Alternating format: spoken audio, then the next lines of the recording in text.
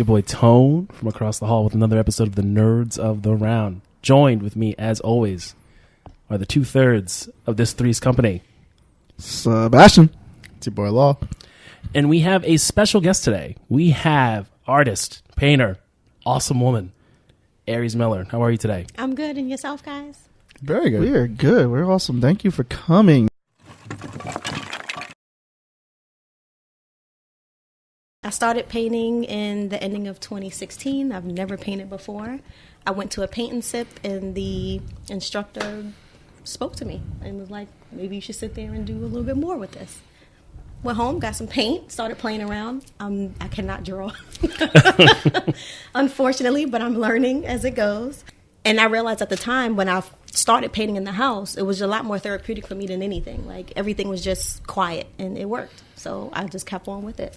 Changing up, trying different styles, trying different types of paint, whether it be acrylic, whether it be oil, water paint, marble. I've tried it all.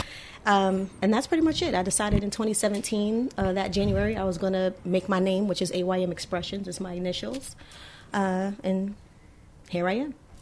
No, but I'm going through my phone, and she's like, oh, who painted that? So I was like, and I'm not thinking of it. I'm like, I did. And she was like, are you serious? And I'm like, yeah. She was like, well, I want that too. And I'm like, okay. I'm not going to say no.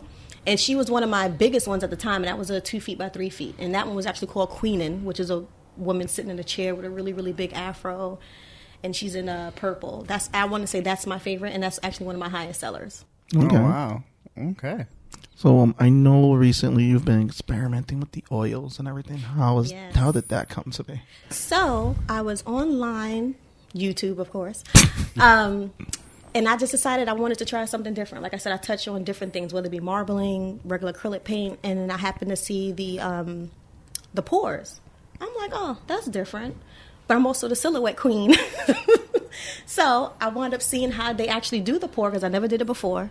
I wound up becoming a scientist at that point and making the concoctions, because it's a science to get the measurements. And I just make them into silhouettes. And I started that, I want to say, maybe May of this year. Yeah, it's funny because when you got into it, you sent me a video real quick. I was like, what is this? I was like, oh, that is dope. After you seen it, right? And I speed it up because I like it that way. I'm like, then you get to see, like, it's just straight freehand. None of it is drawn out whatsoever. So that's good. I like it. How long does it take from like conception to like completion usually? The pour, because the dry time with that is a little long. So day one would be, of course, what you saw in the video, just laying out the paint. The paint usually takes about 24 to 48 hours to dry completely. And then at that point, I can add and change what I need to. But every time I touch it, it needs to dry for 24 hours. So I try not to touch it as much. Oh, wow. And then once I get it to where I want, then it has to sit at least for 2 weeks. So therefore, I can make sure all the paint dries, and then I can lay my luster, my lac, or my resin on top, depending on how the client wants it. And then that sits for another week. So one painting can take up to 1 month. So I normally let clients know it's going to take about 3 to 4 weeks before you actually get it in your hands. Wow, that's a process. Yeah. That's just with the pours. But if it's a regular painting, depending on how many clients I have, it still takes the same amount of time. But I can do 2 paintings in a day. Okay. So have you worked on a theme with any of your paintings to like a series? I just do what I feel sometimes. You run with the flow. That's it. And I'll be honest, my clients are fun. They go, Aries, do whatever you want. So that's how I get to experiment with the pour, which is how she wound up getting that. So It's honestly one of the dopest things. Like, I've had like photography clients who just like do whatever. Like, this is the general idea. Everything else, we like your style. Just go for that. I'm like, all right, cool. But I do. I think I should get into sketching because I've seen a lot of the stuff that you do, and I like it. But I'll be smacking paint on top. So you're not going to see half the lines. No, everybody has their medium. That's it. You're not going to see half the lines anyway afterwards. So then how would you describe your style then? I'm all over the place. No, I'm going to be so honest. If you go to my Instagram, which is the AYM Expressions, you'll see I like colors, of course. But if my client would rather have something else, then of course that's what they get.